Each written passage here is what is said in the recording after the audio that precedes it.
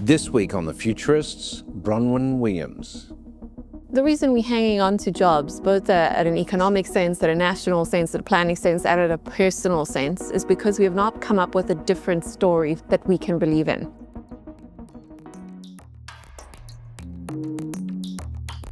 Welcome back to The Futurists. I am your host, Brett King. This week I am coming to you from Moscow with the South African futurist, Bronwyn Williams. Bronwyn, welcome to The Futurists. Thank you very much for inviting me. Now, you've just, you recently published a book called Surviving the AI Apocalypse.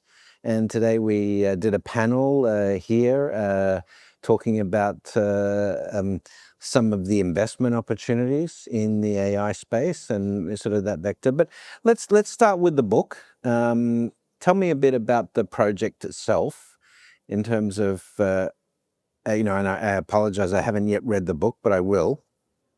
How did it get started? How did you decide to write this book? Well, it was very much a collaboration between myself and my co-author, Sharon Pierce. I'm a professional generalist. She's a professional specialist.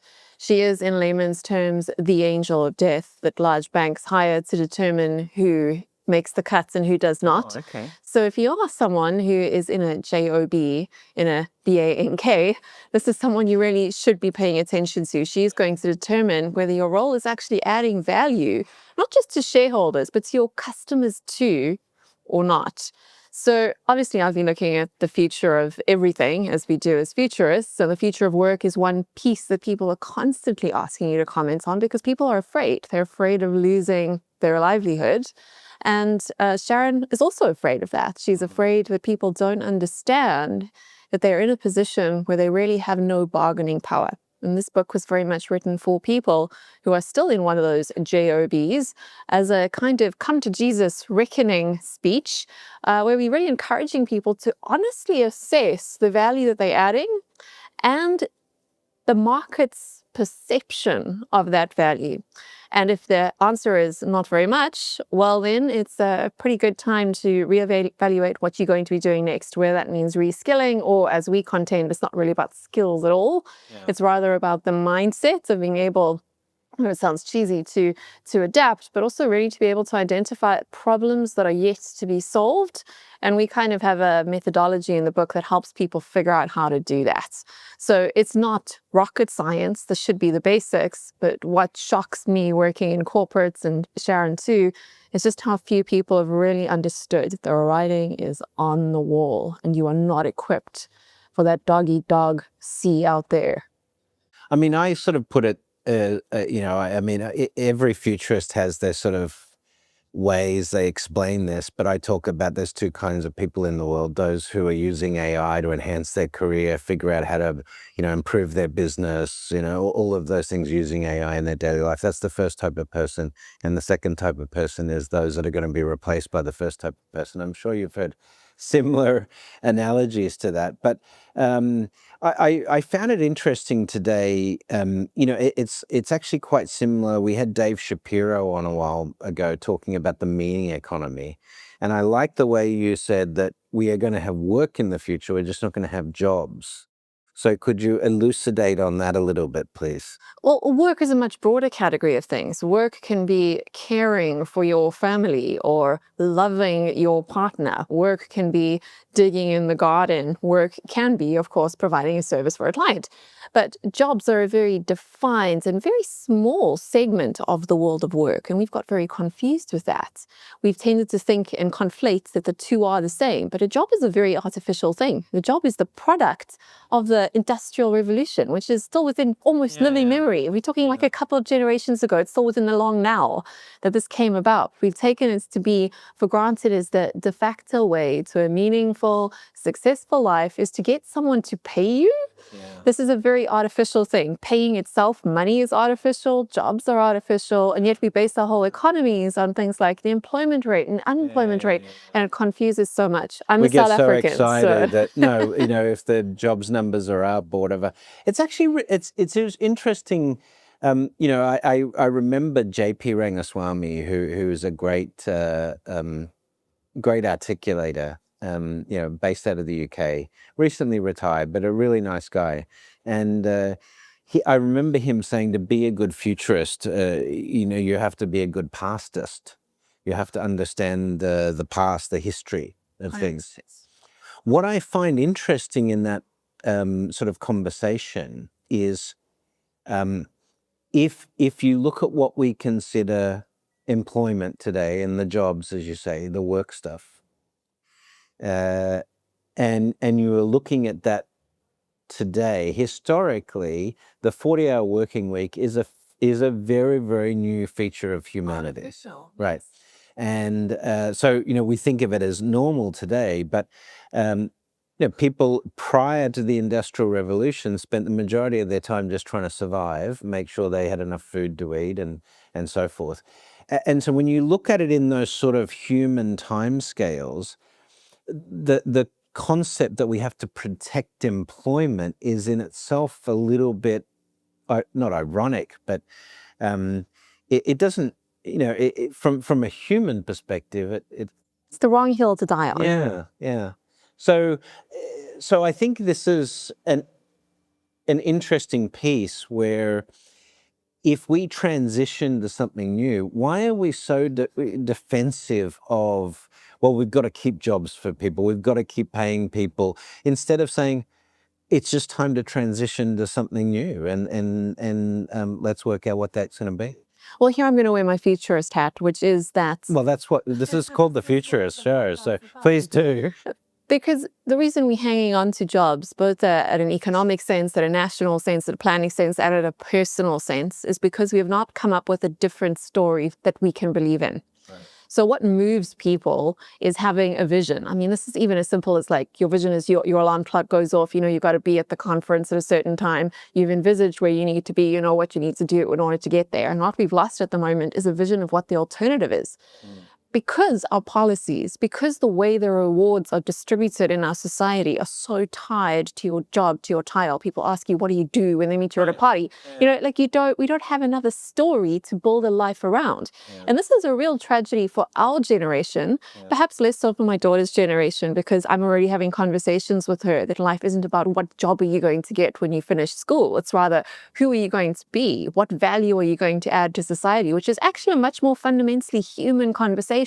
But for many generations presently in the workplace, I mean, all four of them that are kind of competing for space, that was the story you were told.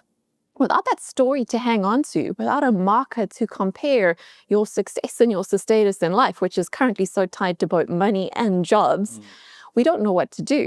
So we've this is where you got the lost future. We don't have a future to look towards, and what a good life could look like. We've lost the imagination there, which is silly because it's so obvious what you could be doing. So today, when I say, what do you do? And I talked about this in Technosocialism, actually. I said that I'm glad we're having this conversation, because I've always wanted a way to sort of validate this thinking with someone who's you've written an entire book on it. But I posited that what AI will do is that in 20 years' time or 30 years' time, when I ask you, what do you do?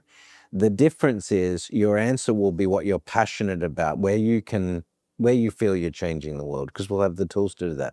Whereas today, it's, how are you an economic unit of value in the economy, right?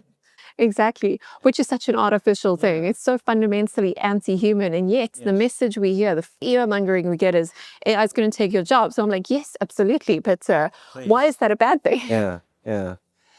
So tell me a bit more about how the project came to be with the book, how you met Sharon, and how you guys work together. Because I've worked with a few different authors on putting books together, and each time it's been a bit of a different experience. Oh, absolutely. It can go badly wrong if you're working with the wrong people. In Sharon and my case, our areas of expertise are so different that it becomes complementary. That's the great lessons to society in there too. Work with people who are different to you, and you'll have much more fun than competing with someone who's trading on the same space. She does go deep. I do go much broader. We met through the consulting space. Many of our clients were the same clients, but working in very different ways. Herself working in the sort of hardcore IT and HR transformation, me working much more on the features and strategy piece. But they do connect. They connect around the back because everything is connected. So we really met through being part of the same sort of client circles. And Sharon never written a book before, and she really wanted to do that. So we found a way to marry the message she'd seen with the message that I've seen around this, and the urgency of telling the story now, because of how many people are trapped in, as David Graeber says, these bullshit jobs that pay you just enough money to be comfortable, but don't actually add value to yourself or to anyone else in the world. So we're both kind of passionate about the same story, coming at it from different angles. And we actually wrote this book through literally a series of conversations. We recorded conversations like this cool. and used that as basically draft 0.0 of the book, which then had to be obviously written and edited and put together. So we didn't get AI to write the book, but it was in the room with us, listening in a very Socratic kind of method. Yeah, I mean, I had interviewed, I've had him on the show many times, Kevin J. Anderson, who has written 56 bestsellers. Has over 2 million books in print, which is amazing. But he writes his books dictating on a dictaphone as he's hiking through the Colorado hills, pretty amazing. I didn't even know how, because he's doing plot lines and all that sort of stuff. So I don't know how his brain works, but it's extraordinary. But that's an aside. All right, so let's take a step back. You identify yourself as a futurist and as a journalist, but when did you first, I guess, realize you're a futurist or have that point where you were interested in the future?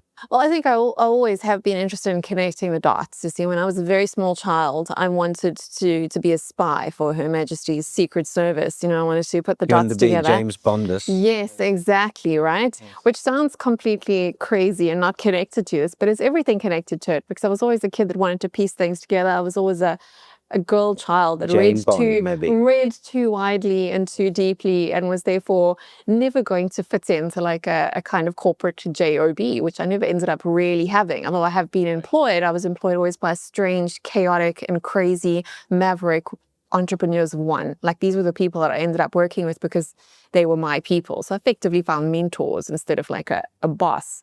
And where I spent most of my early 20s was in helping to publish and shape economist and political analyst views into investment theses for investors. Oh, wow. So they didn't call themselves futurists, but they were futuring, right? They were envisaging what the world was going to be, where the opportunities and where the threats were going to come from. And this just made so much sense to myself.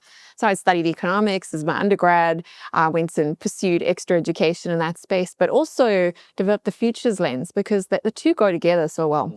People think they are antithetical, but really futures and economics is the difference between prediction and speculation. And that the dance of zooming in and zooming out is where I think you get a more kind of robust understanding of the world in the horizontal. Then of course you got to go for the vertical too, which is that journey through time, which is something you can only develop a sense of perspective in time and space is through travel and through reading.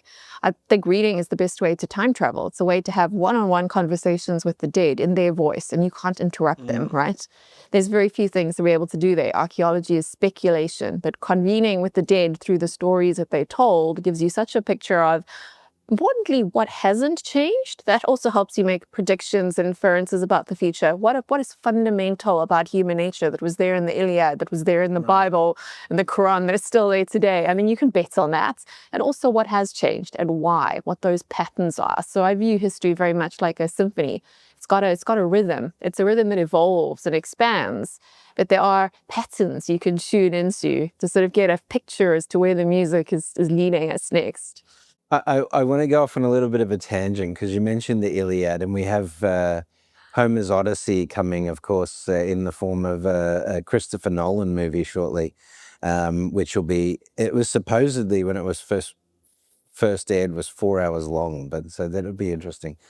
But I learned something recently. Have you ever heard about the bicameral mind theory?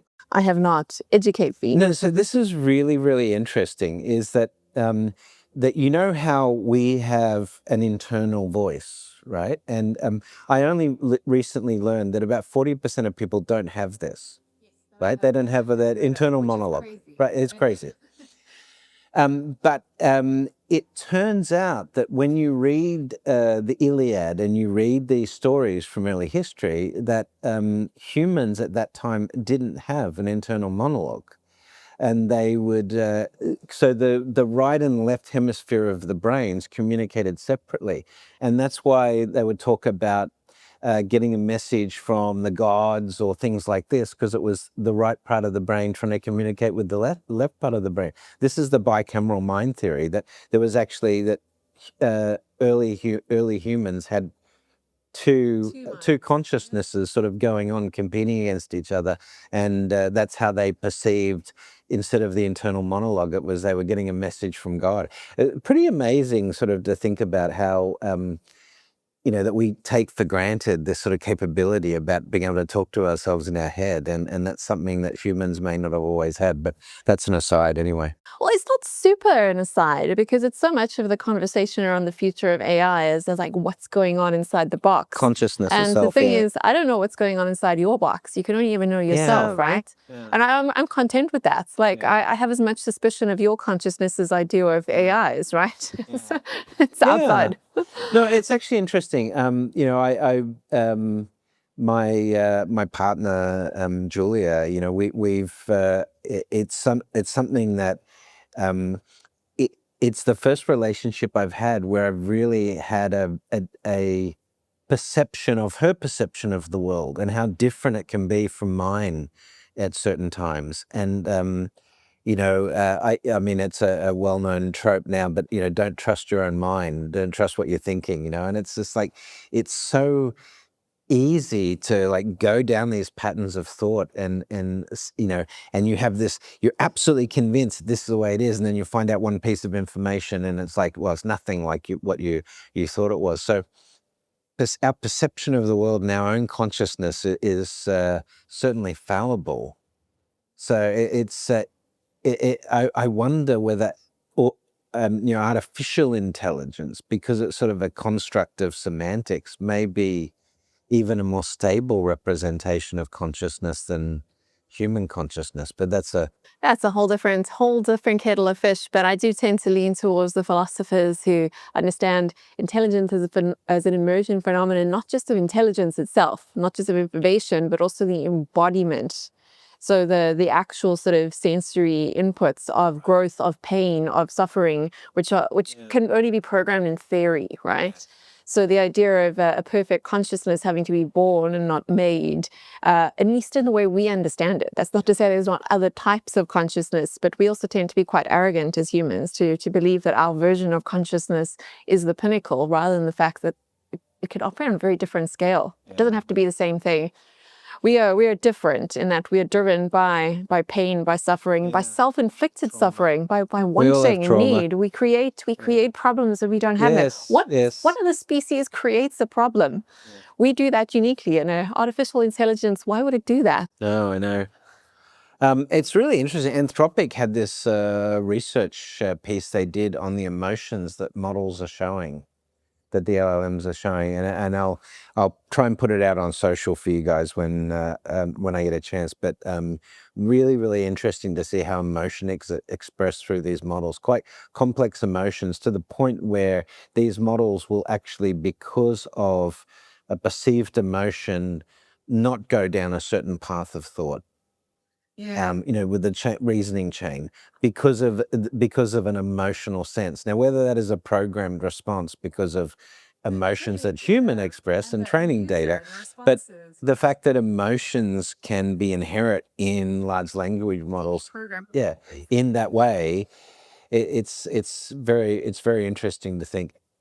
So, although I am slightly suspicious of Anthropic's massive push to getting us to believe that the box is alive, because it's certainly within their interests. I'm always highly skeptical as to the actual interests this at play. messaging is starting. Jensen Huang has said we already have AGI. There's just a But in whose debate over interest is it this. to get people to believe? My theory about the imminent sort of threat of the singularity is that the more people that believe in sentience, in will, in coded form, the more easy people are to manipulate. Which is something we should always just pay attention to. Where's the message coming from? Is the call coming from inside the house, from inside the shareholder's office, or is it coming from the box itself?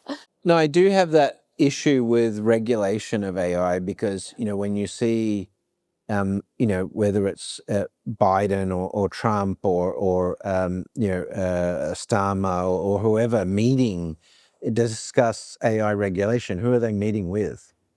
Right? The CEOs of the who have a AI particular companies. agenda and incentive. I mean, exactly. If you can convince people that you have a God under your control, which is ironic in and of itself. I mean, the power you God with a small G. sort of delegates to yourself is massive. I mean, let us not kid ourselves. Religion, which can be summed up as belief, which is, other words, unfalsifiable trust in something. This falls very much under this category, which has been sort of operating system, very similar to money, but not quite the same thing. The programming code of religion or belief. Belief is the better phrase for that because I subscribe to the Pratchettian kind of belief. But think it's a good way. Certain amount of credulity floating around that we can deploy in different ways. Of course, you want to attract it towards yourself and your stock, right?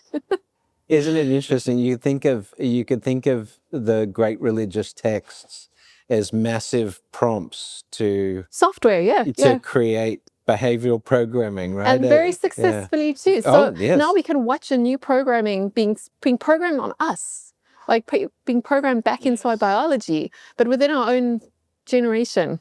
It's a very philosophical conversation. I like it. Coding back. Yeah. So listen, just before we take a break, I wanted to come back to this concept of work. Yeah. So and I normally do this at the end of the conversation, but in terms of your super forecasts for that, how do you see work fitting in society in the post-industrial age? In the AI or the autonomous age, how will we classify work given it won't be a job in the way you've thought about it historically?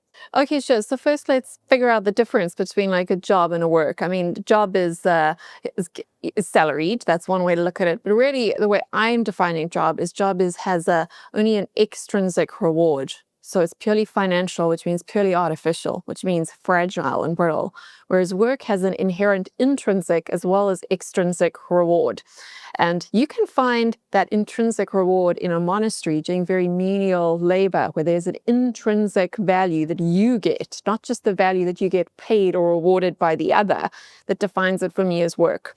So, of course, the best forms of work have both an intrinsic and an extrinsic component, where you are doing something for yourself, but also doing something for some other, whether it is a planet or a person or whatever it is, for something greater than yourself, which goes beyond selfishness, which makes you valuable to the other.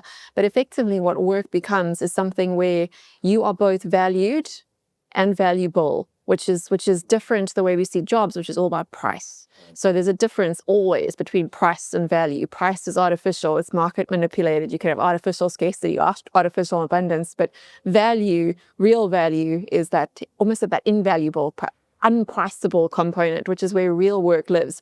This is the work that gives you meaning, whether that work is teaching or caring or growing a garden or building a beautiful cathedral. This is work that has meaning, but also has meaning to others. Yeah. And that's where that work is infinite. That work is not limited, right? Yeah. It's limited only by imagination. If you look at the most valuable contributions, the valuable work our ancestors did, the buildings that inspire awe, the books that encourage thought and conversation today, the families that have been raised. This is very human work, and it's at the intersection not just of creativity. I hate that. I mean, the people like Anthropic, again, not to pick on them too much, or stand up and say, oh no, don't worry, study an arts degree, we'll give you a job. That's cope.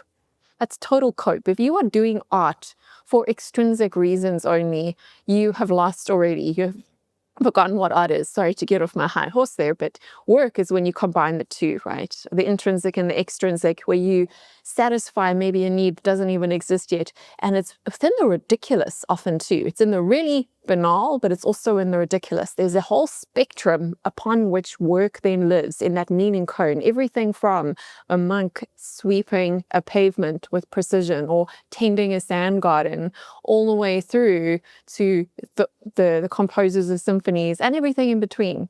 So there's so much work to be done. Work is infinite. Work is satisfying the need of self or the need of other, and the want of self and the want of other. So what's the currency of work in the future? I've This is a thought about different this, conversation. and I think that money itself will lose value. Yes. So it's heavily criticized when I write about the end of capitalism because of automation. But I think even Elon Musk talks about it, that money will be useless in the future. But I think, I'd like to think that the currency of the next stage of the human species is intelligence, is applied intelligence, right? That's what AI will give us, and that's what quantum will give us, quantum computing.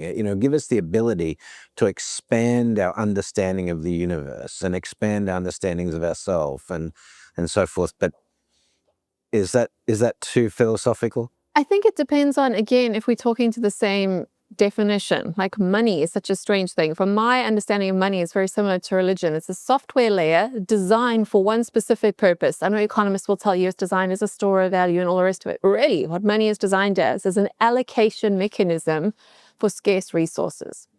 And it's the allocation mechanism where, at least nominally, your contribution determines your allocation. This is where meritocracy comes from. This is the underlying part of capitalism that, unlike you, I don't think is going to go away. The idea that my contribution needs to be rewarded is one of those ingrained throughout human history, sort of long-lasting things that is a driving force of a successful society. We know we've tried to design societies with different software where meritocracy is written out, or with hyper-capitalism like we see now, where meritocracy is replaced by nihilism and sort of sports betting, which also doesn't work. But what gets people to work together and independently? Again, work, that's that intrinsic and extrinsic me and you working together, is the sense of contribution determines allocation, right? And this is where you see this in small tribes, where if you are a great hunter, you will have a greater share of the feast, and no one begrudges that of you because you understand the contribution. We even see this with the tolerance of massive billionaires. If people feel like the billionaire has contributed. Our current crop of billionaires maybe aren't necessarily doing that giving back, that their allocation is not equal to their contribution. Right? Because money as we know it has been corrupted. So what's going to happen is, yes, money as we know it is already broken. It is not tied to the realm of contribution. If you can quantitative ease your currency and use that money to buy up hard assets in someone else's currency, I don't respect your money or you. So money is broken and it will be torn apart. But what we're left with then is status games, which is a much worse currency than money, because money is bad because it can be bad, but it was the best of our bad ideas. Money to me is very similar to democracy. Is it perfect? Absolutely not, but it's one of the best ideas we've had. Can it be challenged? Yes. Should it be stripped away without understanding the function it had? Probably not. What comes after that? A status-based currency is based on your popularity, that's based on your strength, is a state of nature. Currency. That's an awful kind of way of doing things. Social currency is one version of that. But of course, there's other ones too, like literally fame. I don't know if you know this, but I just did a very big youth study in South Africa looking at Generation Z, the 18 to 30-year-olds. And one of the really interesting things... And they all want to be Instagram... Yeah, but it's more than that. So if you look at where they are saving their money and investing, they're investing in themselves, not in the economy, but in themselves in the form of the clothes that they wear, the friends that they see with, the parties that they go to. Why? Because status is now fungible for goods, for access to goods, services, and opportunities, whether it's through brand endorsements or through property or through a better partner who can better support you. This is a very cynical world. And this is where we kind of headed organically. It's not to say it's the only future, but this is the only alternative that has emerged to money that isn't sort of just full-on authoritarian distribution from a central authority, which we know doesn't work super well. In theory, AI could do it better, but who controls the AI? I mean, we just do them this whole sort of reciprocal, we're going on the same road. So our question really is to figure out a different means of allocation of the really scarce resources. What AI will do for us is reduce the amount of things that are truly scarce. This is through increased artificial abundance. This is a good thing, but it can't do it for everything. And our question is going to be to figure out a new allocation game that is fun and fair to play for the really scarce stuff. Really scarce stuff. All right. So I want to unpack that after the break. But just before we go to the break, we like to do this thing we call the lightning round. So just give me some short, punchy answers, right? So this is it. Welcome to the lightning round, Bronwyn Williams. Okay. So first of all, what's the first instance you remember of being exposed to futurism or science fiction in either media or story?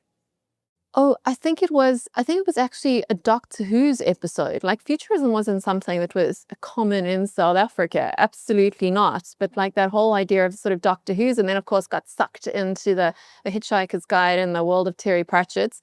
And as far as I'm concerned, Terry Pratchett is the greatest historian, philosopher, and futurist that you can imagine. I know I'm a big Terry stan, you know.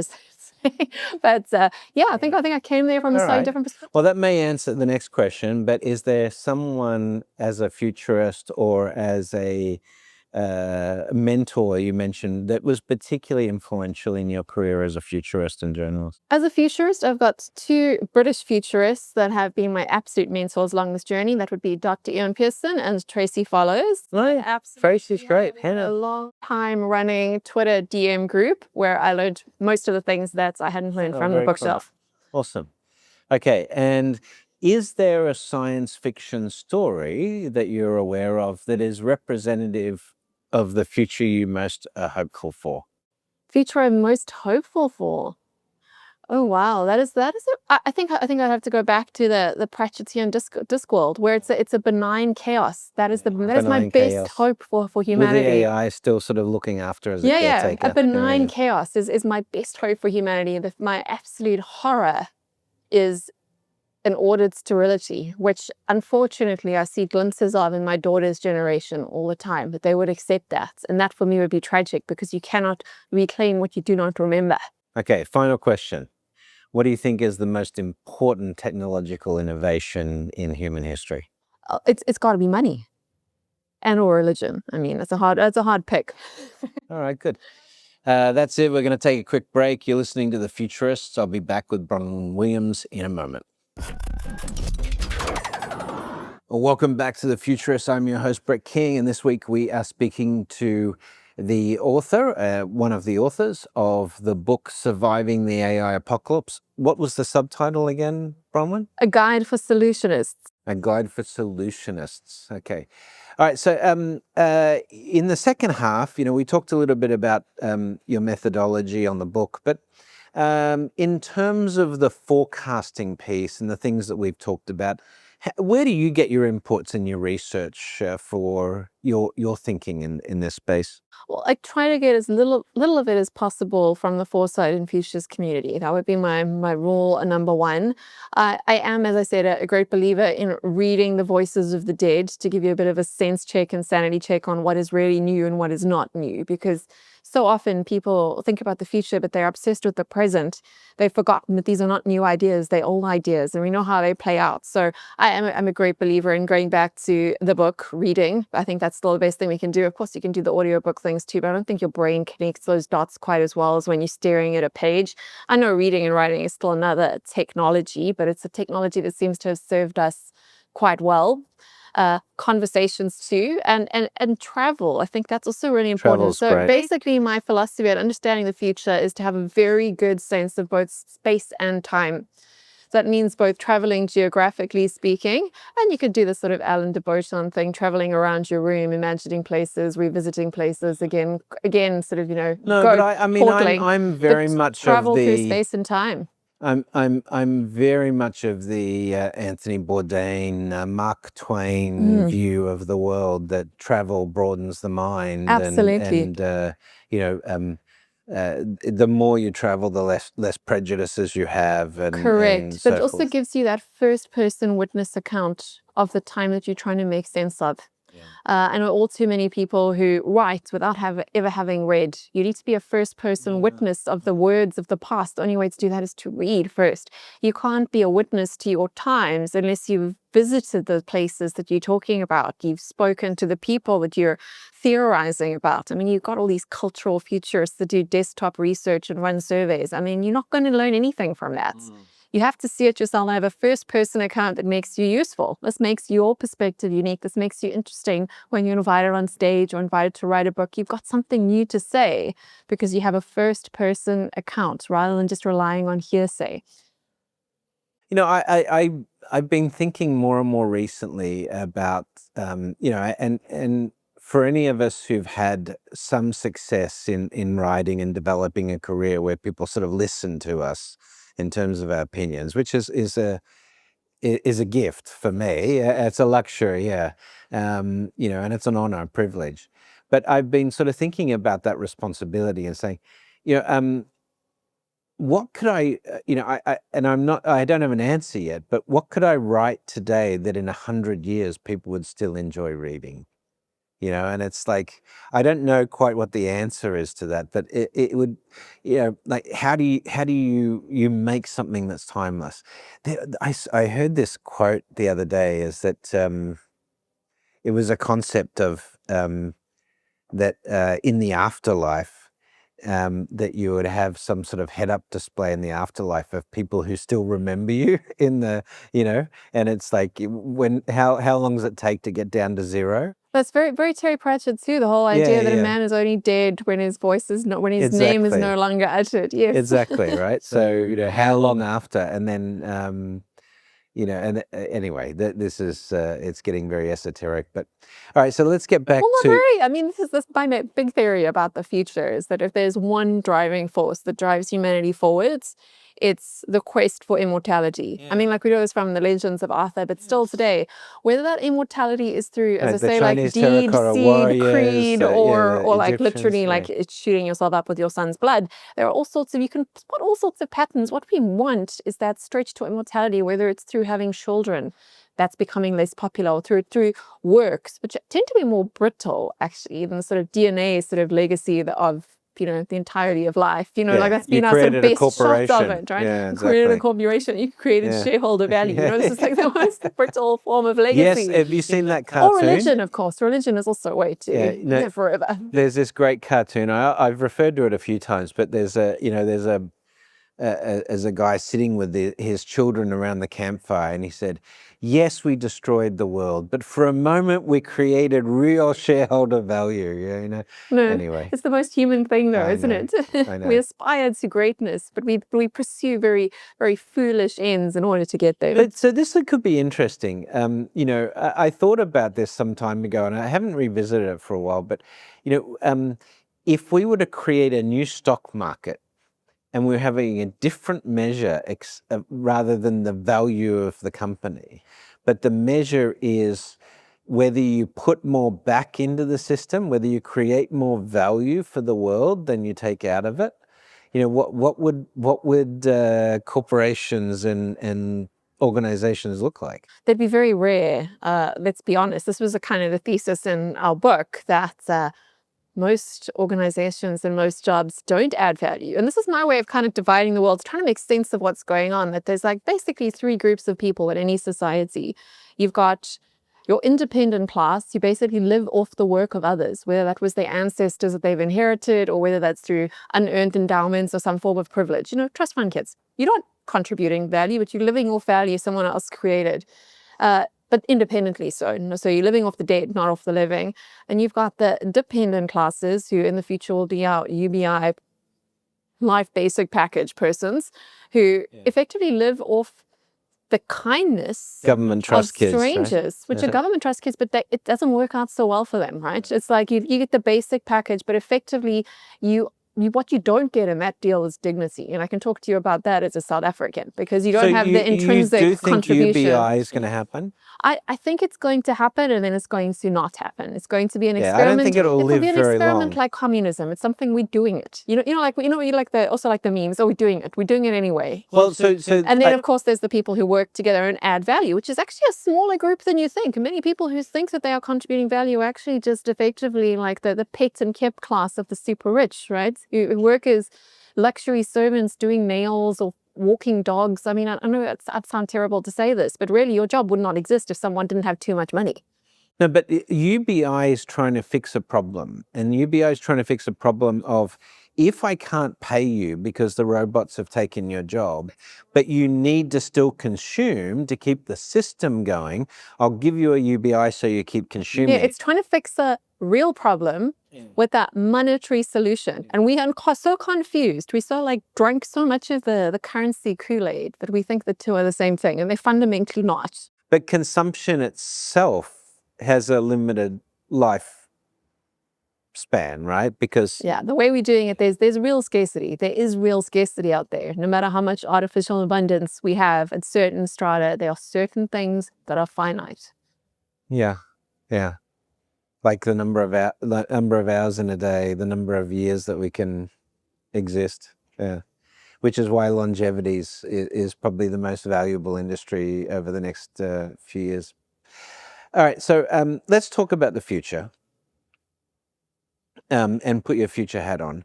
So let's take us out to the year, I don't know, 2040 or 2050.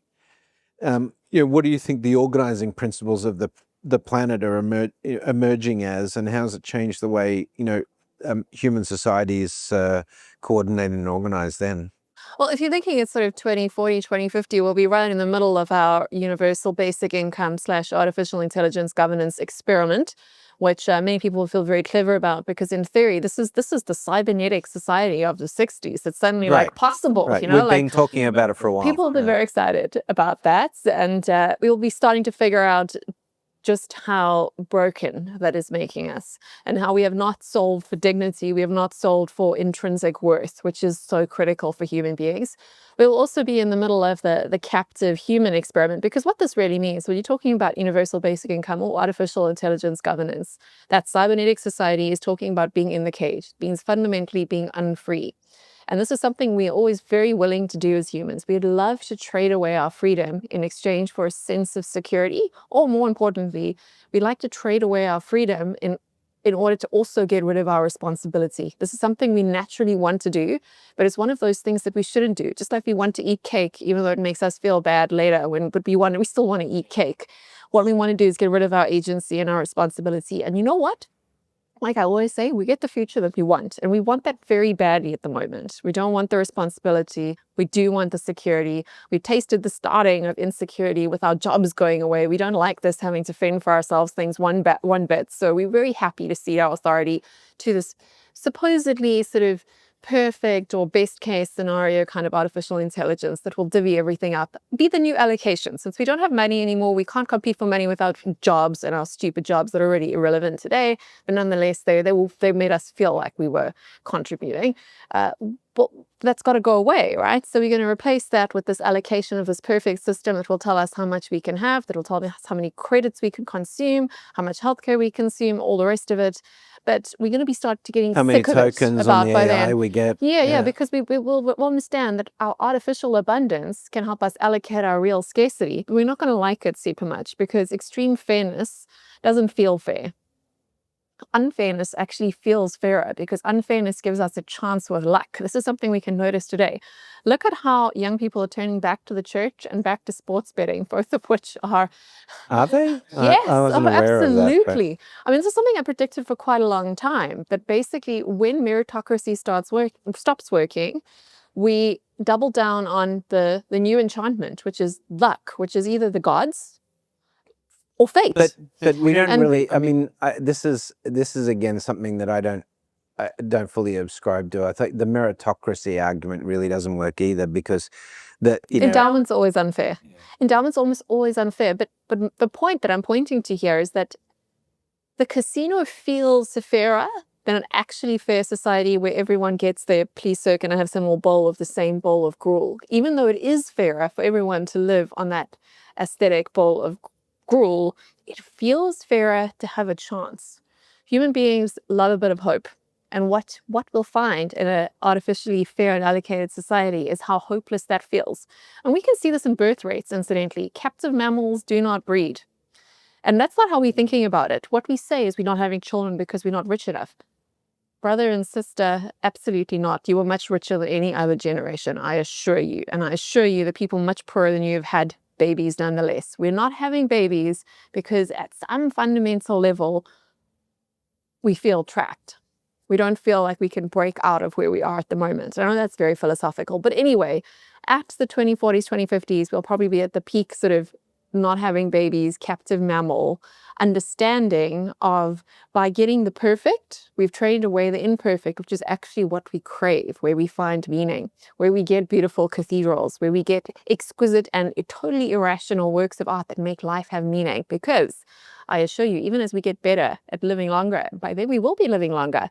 A longer life gives you a longer time to contemplate just how pointless your life is unless you are involved in something that has intrinsic meaning. But this is why we're going to have to be going for much bigger, more audacious goals when we're living longer, because otherwise what's the point? What's the point? If you're living longer just to go for more oncology appointments every Tuesday afternoon, there's no point. No. So we'll be figuring this out. We'll have got a lot of what we wanted, and we'll be figuring out that we want even more. We want more.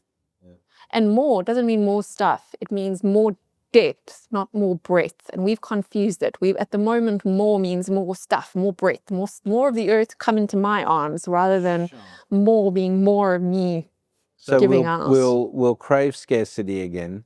But okay, so we'll still crave competition and scarcity, because that's the piece that comes with it. This is a debate actually that again is not a popular view that I have, but I actually think competition, competing against each other rather than competing for each other, is the core problem in capitalism. Well, it's like the accelerator and brake in a car. To go forward, you need the stability of both. The whole like evolutionary grist that has got us to where we are, out of the sludge and into, a nice hotel in Moscow. It's this dance between collaboration and competition. You need a bit of both. Healthy competition is where I encourage you to be the best version of yourself possible. And we both end up as that sort of grist in the mill that drives us both forward. Unhealthy competition is where I run over you. Yes. Which is very different. Which is survival of the fittest. Yes. As opposed to we survive better by actually rubbing each other a bit, by actually grinding each other a little bit, by testing each other. Yeah. And we forget that that's the good sort of competition, like that's the right sort of competition, but it has to be balanced with collaboration.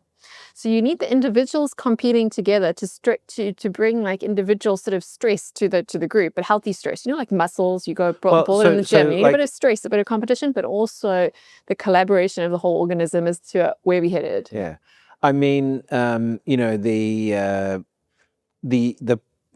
Artemis 2, just going back to the moon, the Apollo project is a great example of competing. Yes. On a large scale with large groups of people and achieving the impossible through competition. Yes, exactly. But not competing to the death. Not competing as corporations, competing on a mission, competing on expanding human achieving existence. Greater like times on a runner. It's this, you need a competitor to push you to the limit that you could have got to.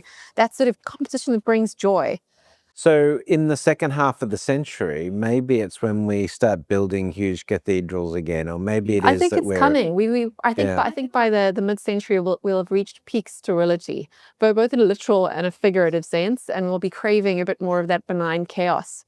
Understanding the perfect order is a very heavy price to pay when it comes to the futility of life, really, ultimately. Well, on that note, it might be a good place to finish. So Bronwyn, thank you for joining us on The Futurist today. How can people find out a bit more about the book and about you and what you're doing in terms of the work as a futurist?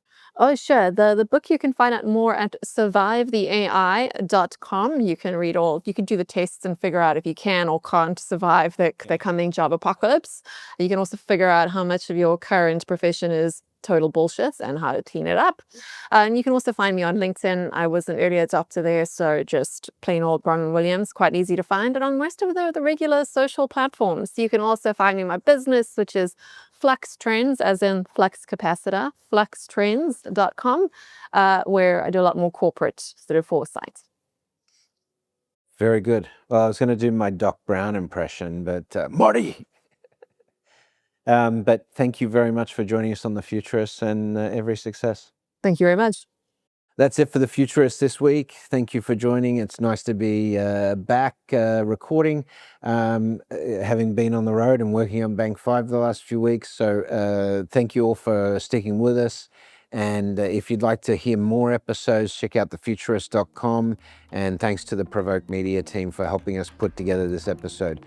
You're listening to The Futurists, and as usual, we'll see you next week. In fact, we'll see you in the future.